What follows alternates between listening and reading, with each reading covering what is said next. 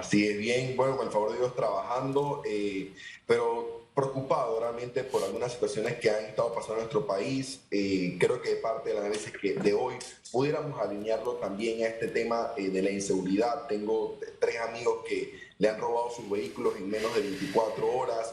Hay una ola importante de violencia, pero ¿por qué lo traigo a la mesa de primero? Porque tenemos que entender todos que esto va arraigado a un problema social que tiene que ver con el tema educativo, que fue lo que hablamos en el primer bloque.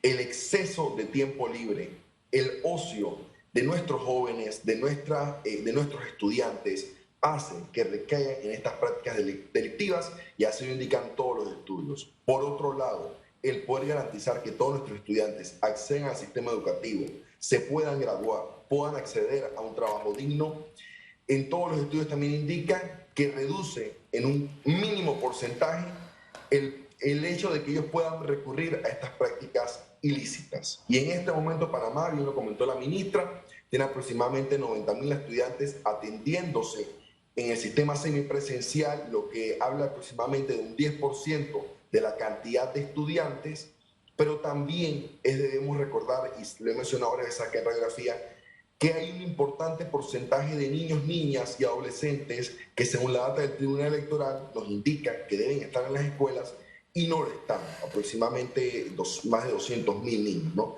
Entonces tenemos que estar pendientes a esto porque definitivamente el país nos está demostrando, otros países como Estados Unidos ha subido de categoría y de recomendación de viaje a Panamá, precisamente como no recomendarlo por el tema de la inseguridad en algunas comunidades, y nos tiene que hacer un llamado definitivamente a la atención y a la acción, sobre todo al gobierno nacional, que ha hablado de un plan integral de seguridad desde que inició hace 2 años su gestión, Sí. y al sol de hoy no he visto nada. Mire, y ahí yo quiero anotar algo súper importante y de verdad que lo tomen de una manera constructiva las autoridades. Durante la administración de Juan Carlos Varela, no sé si recuerdas, Jorge Iglesias Blois, las críticas constantes que recibieron todos los ministros de seguridad en esa cartera, por el tema de los números, que las estadísticas y todo lo demás.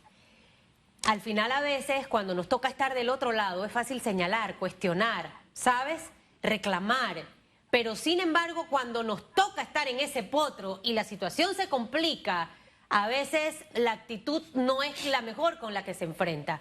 ¿Cuántos cambios hemos tenido en la dirección de la Policía Nacional?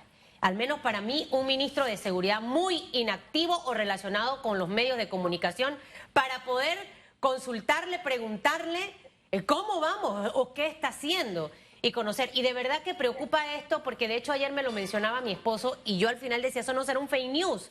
¡Wow! Que Estados Unidos recomiende a su gente no venir a Panamá porque es un país inseguro. Esto en algún oído tiene que calar. Y esto no puede pasar como que, no, es que ese es parte del grupo que no votó por nosotros y no hay que prestarle atención. Porque ese es el discurso cuando no quiero aceptar una crítica constructiva. Y el presidente de la República está allá, que es lo que a veces no hace sentido, ¿no? Definitivamente lo que mencionaba de este plan integral de seguridad que escuchamos al inicio de la gestión y que no hemos visto en ejecución, va alineado a otras tantas acciones que están pendientes porque nos tiene que, como dices tú, Susan, preocupar. No solamente estas alertas que hacen otros países hermanos, sino lo que estamos viendo nosotros mismos. Y te lo digo, estos robos de los vehículos han sido personas que conozco. No estoy hablando de alguien, de un conocido que me mandó el mensaje y lo estaba compartiendo y la gente realmente se está dando cuenta que hay un incremento en el caso de robos de homicidios. Y esto precisamente, si no nos llama la atención a enfocarnos en la importancia de la educación, algo estamos haciendo mal. Y por eso quería iniciar con ese tema. Porque la educación tenemos que fijarla como lo más importante en este momento. Tenemos que darnos cuenta que solo a través de la educación es que vamos a lograr tener un desarrollo como país, un desarrollo integral, y que no podemos conformarnos con que un 10% de estudiantes estén en el aula. Eso jamás puede ser una opción. El estudio de UNICEF marcaba que aproximadamente solo en 4 de cada 10 hogares sentían los estudiantes y padres de familia que los docentes atendían sus dudas. Entonces, ¿qué estamos haciendo? El mismo estudio de UNICEF hablaba de que solo 8 de cada 10 estudiantes entre 0 a los 5 años, que es la etapa de primera infancia, no accedieron a ningún sistema educativo, no accedieron a ningún servicio educativo. Y esto es peligroso, ¿por qué? Porque de 0 a 5 años se desarrolla el 80% del cerebro de los niños. Por otro lado, otro estudio de la OEI hablaba de que nos va a tomar 11 años recuperar en los aprendizajes el cierre prolongado de las escuelas. Entonces, ¿por qué traigo estos datos a la mesa? Porque tenemos que recapacitar. Este estudio, esta encuesta también marcó un importante porcentaje de padres de familia, el 45%, que todavía no se siente listo para mandar a sus hijos a la escuela.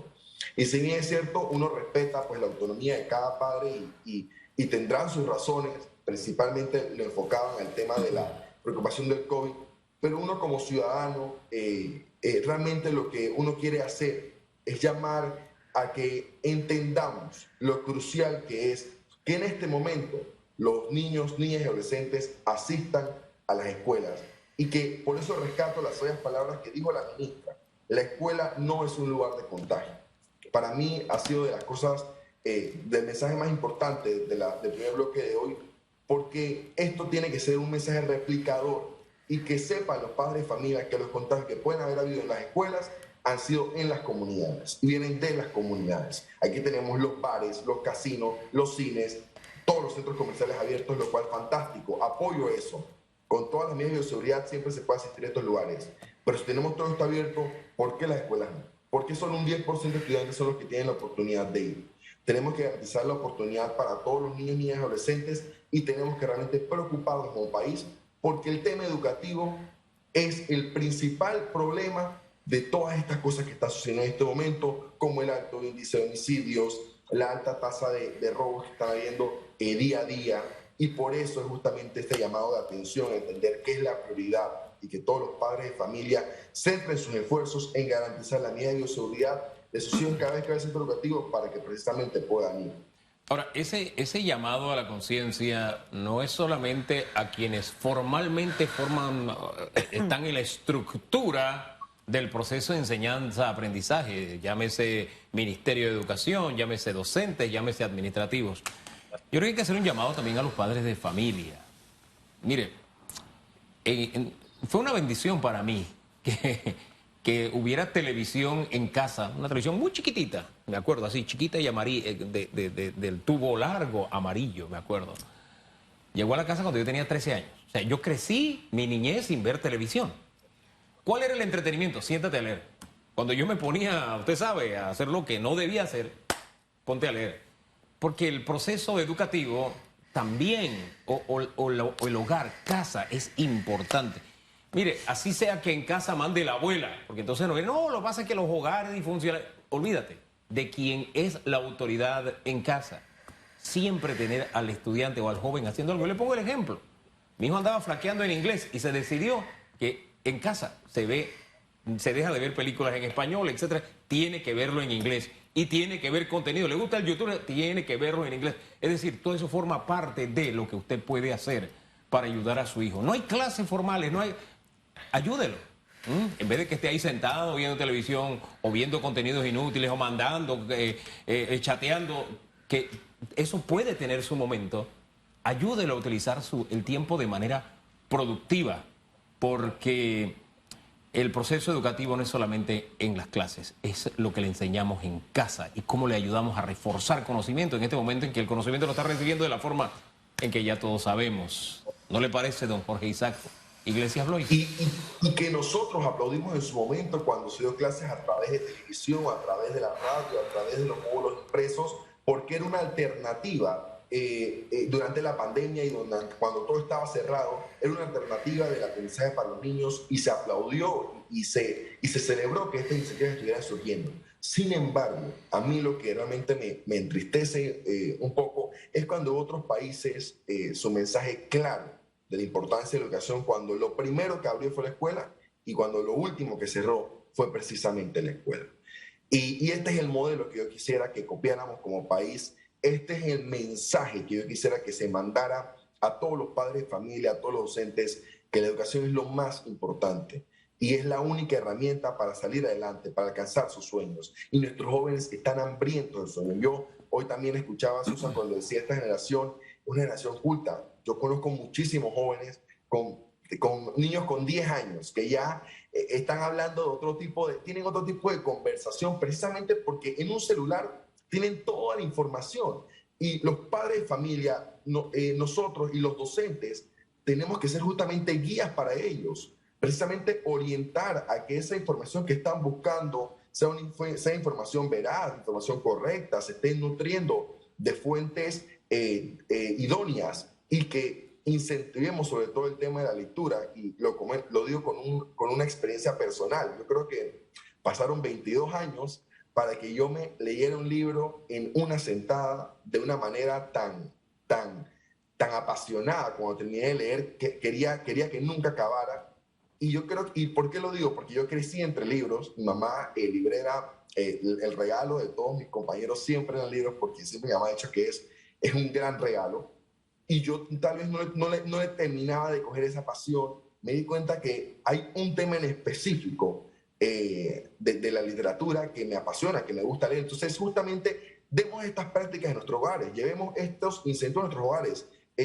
Yo particularmente trato siempre de recoger donaciones de libros. Semanalmente amigos me traen libros y en las comunidades los voy donando. Y de verdad que estoy a total disposición de poder llevar a familias que necesiten estos libros, porque tenemos que incentivar la lectura en los hogares. Es algo importantísimo y es algo que nos ha marcado en las últimas pruebas, la prueba Crecer, la prueba TERCE, la prueba PISA, que un mínimo porcentaje de estudiantes, casi el 30%, son los que comprenden, tienen comprensión lectora en tercer grado. Y si en tercer grado no comprendes lo que lees, en sexto grado deja de comprender inclusive los problemas matemáticos y este problema se va agravando. Por eso me gusta el ejemplo que trae don Hugo, que es importante poder que los padres de familia incentiven esta práctica en sus hogares y que entendamos que al final todo esto es educación. Y repito, aunque parezca tal vez repetitivo con esto, es que quiero que quede el mensaje bien calado. La educación es la única manera de que podamos salir adelante y de que esta crisis institucional, jurídica, esta crisis económica, de desempleo, se pueda solucionar justamente educándonos y ofrecernos como un país, no solamente con atractivos turísticos, sino con un país con gente idónea, capacitada, que tiene todas las herramientas para los empleos que el mundo actual y el siglo XXI requiere. Bueno, ojalá que nosotros podamos ver dentro de las próximas semanas un vuelco a los papás, a vacunar a los chicos menores de 12, mayores de 16 años. Esto nos va a hacer sentir un poco más tranquilos de que pueden retornar a clases. Nuestra calidad de educación no era la mejor, Blois. Teníamos ese tema pendiente, nos llegó el COVID, pero tenemos que tratar de ver cómo los muchachos regresan a las aulas de clases por diversas razones. Más allá del tema de educación, también está el tema de formar carácter, personalidades en nuestros chicos, en que no sean introvertidos, el estar en un cuarto con un aparato donde no te relacionas con tus compañeros, no va a traer cosas positivas. Y creo que mencionaste algo muy importante. Cuando no hay educación, hay delincuencia. Cuando no hay educación, vamos a tener problemas graves en nuestro país. Así que ahí está la clave. Y nos solidarizamos con todas las personas que han sido víctimas, de hecho, de violencia en los últimos días. Un comunicador de la prensa que no lo conocía, pero que ha impactado en realidad por la cantidad de personas que conocían a este joven y de la manera en la que murió. Son las cosas que no pueden seguir dándose. Y ojalá que el ministro de Seguridad me escuche. Ojalá venga algún día aquí, sé que estuvo con usted en debate abierto, pero necesitamos entender qué está pasando. No podemos ir reaccionar frente a lo que ha tomado como una decisión los Estados Unidos. Es importante. Hay que transmitir seguridad al país, querida Susana. Así es. Que me parece muy oportuno tu mensaje. Hay que transmitirle una tranquilidad al país en este momento donde estos índices están subiendo por día y que realmente toda la ciudadanía exige una respuesta, o al menos que empiece a ejecutar ese famoso plan integral de seguridad que mencionaron al inicio de su gestión. Don Jorge Isaac, gracias por estar esta mañana con nosotros. ¿Usted hoy qué le pasa en la lengua? Gracias. La alegría. Hoy tiene, vamos a tener que ponerlo así, yo estoy celebrando y seguiré celebrando.